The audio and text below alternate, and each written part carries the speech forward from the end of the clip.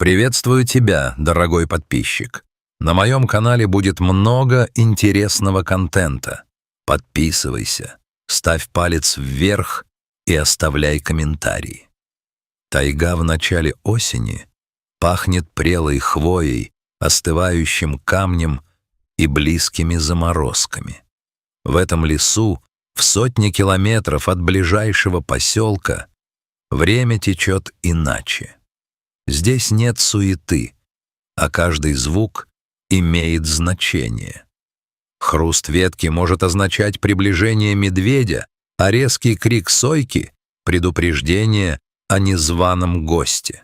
В самом сердце старого сектора леса, где почва становилась каменистой и неплодородной, стояла гигантская лиственница. Когда-то она была королевой этого склона, но удар молнии десятилетней давности и последующая засуха превратили ее в сухую серую мумию. Ее ветви, лишенные коры, белели на фоне густой зелени елей, словно кости древнего чудовища. Местные егеря называли это место пустой падью. Здесь редко встречали зверя, и даже птицы неохотно вили гнезда на мертвых сучьях.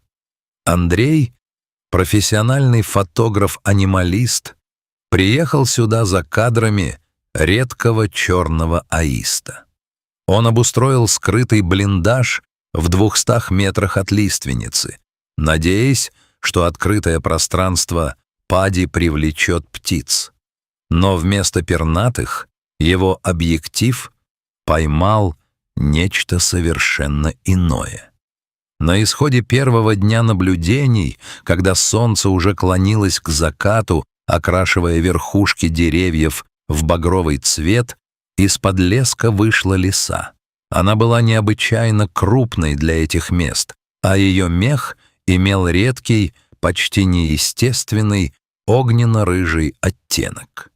В лучах заходящего солнца она казалась маленьким костром, вспыхнувшим посреди серой травы. Андрей, не раздумывая, дал ей имя — Астра. Сначала Андрей решил, что лиса просто вышла на охоту, но Астра не принюхивалась к мышиным тропам. Она целеустремленно подошла к корням мертвой лиственницы и замерла. Ее поза была странной. Она не ложилась отдыхать, не выискивала блох, не чистила лапы. Она стояла, вытянувшись в струну, глядя на сплетение корней, уходящих в каменистую почву. Прошел час, другой. Сумерки сгустились, и Андрей включил тепловизор. Оранжевое пятно лисицы на экране прибора оставалось неподвижным. Первая ночь, температура опустилась до 0. Лиса лишь плотнее прижала хвост к лапам, но не покинула пост. Она дремала урывками, вскидывая голову каждые 15 минут, чутко прислушиваясь к шорохам под землей. Второй день утро принесло холодный туман. Андрей ожидал, что с рассветом Астра уйдет в нору, но она была на месте. Ее шерсть покрылась инеем, она выглядела уставшей. Лиса начала проявлять беспокойство. Она обходила дерево по кругу, тыкалась носом в узкую щель между 2 мощными корнями и тихо, почти по-собачьи, подвывала. К полудню к Андрею заглянул Петр Ильич, старый лесник, доставлявший провизию. «Посмотри-ка, Ильич», — шепнул фотограф, передавая бинокуляр. «Вторые сутки на одном месте. Не ест, не уходит. Бешеная». Лесник долго смотрел на рыжую фигуру. «Нет, на бешенство не похоже», — наконец произнес он. «Взгляд чистый, не мечется, но ведет себя так, будто привязана невидимой цепью. Либо там, под корнями, ее смерть, либо ее жизнь». На 3-й день состояние Астры стало критическим. Лисы — существа с быстрым метаболизмом, и 3 дня без пищи и регулярного водопоя превращали ее в тень. Ее бока ввалились, походка стала шаткой. Однако она продолжала свой ритуал. Каждые 2 часа она начинала неистово рыть землю у основания дерева. Но почва здесь была коварной. Плотный слой спрессованной глины перемежался с острыми обломками скальной породы. Ее когти были стерты, на лапах виднелись следы крови. «Она просит помощи», — вдруг сказал Андрей. «Петр, посмотри, как она на нас косится». Действительно, Астра больше не пряталась. Она знала, что люди наблюдают за ней. Каждый раз, когда Петр или Андрей выходили из блиндажа, она не убегала в чащу. Она отходила на безопасное расстояние, садилась и пристально смотрела на них, словно приглашая подойти ближе и закончить ту работу, с которой не справлялись ее лапы. Люди решились. Взяв лопаты, ломик и плотные рукавицы, они двинулись к лиственнице. Астра вскочила. Ее уши прижались к голове, из горла вырвался хриплый лай, переходящий в скулёж. Но когда Петр сделал еще шаг, она внезапно замолчала и медленно, с достоинством отступила к кустам малины, уступая им рабочее место. «Смотри-ка», — Петр указал на землю, — «здесь была старая нора, видать, барсучья, а корни лиственницы со временем разрослись и придавили вход, а недавний оползень после ливней и вовсе все запечатал. Они начали копать. Почва была сухой и твердой, как бетон. Каждое движение лопаты отзывалось глухим стуком о камни. Астра стояла неподалеку, ее глаза следили за каждым движением людей. В ее взгляде не было ни страха перед вечными врагами-людьми, ни агрессии, только бесконечное, изматывающее ожидание. Через 1,5 часа изнурительной работы, когда яма углубилась почти на метр, Петр Ильич жестом велел Андрею замолчать. «Слышишь?» Из глубины земли донесся тонкий, едва различимый звук. Это не было похоже на рычание или писк взрослого животного. Это был плач, тихий, изнеможденный, полный отчаяния. «Там живое существо», — выдохнул Андрей. Она 3 дня слушала, как он там умирает. Работа пошла быстрее, но осторожнее. Петр отложил лопату и начал разбирать камни руками. Вскоре показалась узкая щель, ведущая в полость под основным стволом дерева. Там, зажатый между массивным корнем и плоским валуном, лежал маленький рыжий комок. Это был Тайр, лисенок-первогодок, один из детей Астры. Вероятно, играя или преследуя мышь, он провалился в старый лаз, который обрушился под его весом. Камень, сползший сверху, сработал как капкан. Он не раздавил малыша, но намертво заблокировал выход, оставив лишь крошечное отверстие для воздуха. Когда Петр аккуратно поддел ломом валун и приподнял его, Андрей просунул руки в холодную пустоту норы. Лисенок даже не сопротивлялся.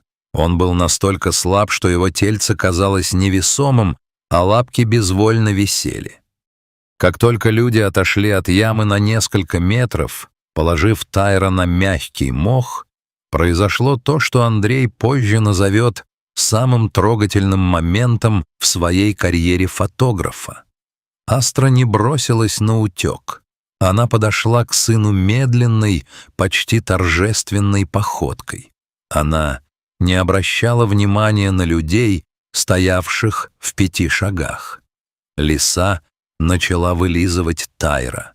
Сначала мордочку, очищая ее от пыли и песка, затем уши и зажатую лапку. Она тихонько подталкивала его носом, заставляя подняться. Тайр открыл глаза. В них еще плескался ужас подземного заточения, но, почувствовав запах матери, он издал короткий, радостный звук и попытался встать. Лапа была повреждена.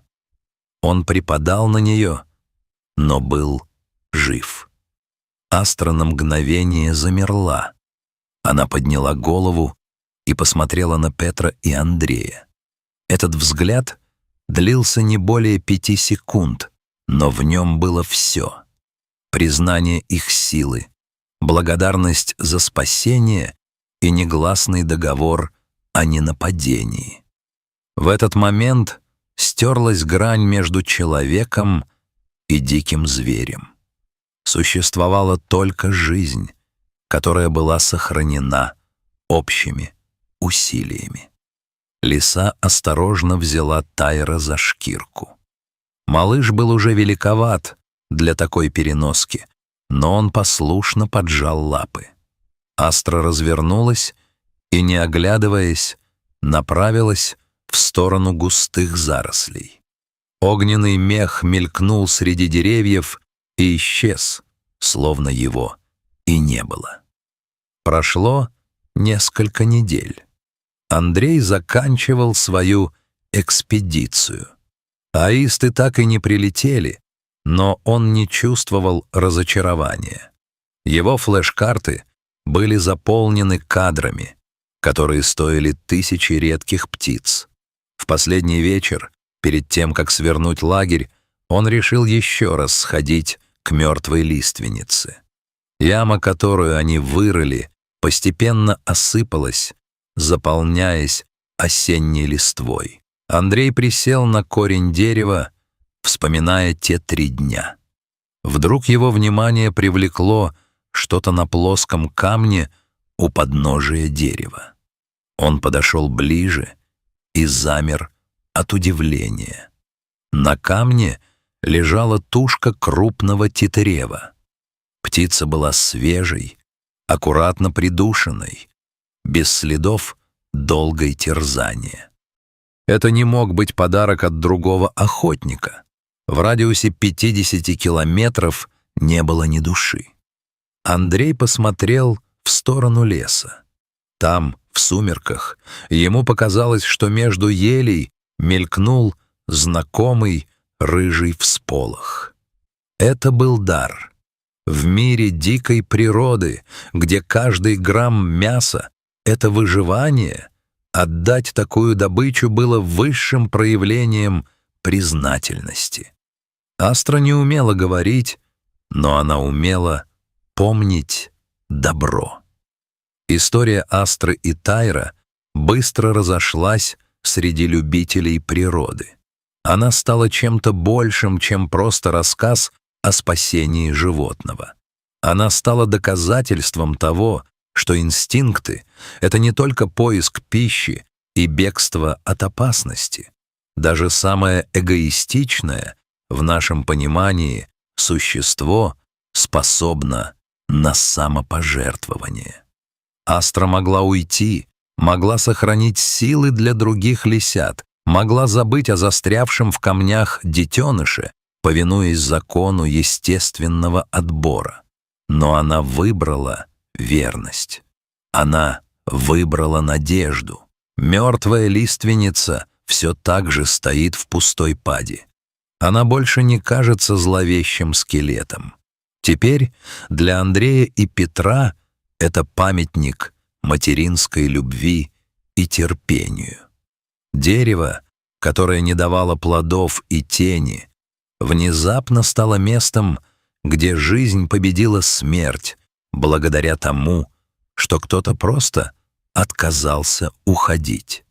Зимой того же года Петр Ильич, совершая обход, заметил на снегу цепочку следов. 2 лисы, одна покрупнее, другая поменьше, чуть припадающая на заднюю лапу, прошли след в след через всю пустую падь. Они двигались уверенно, по-хозяйски.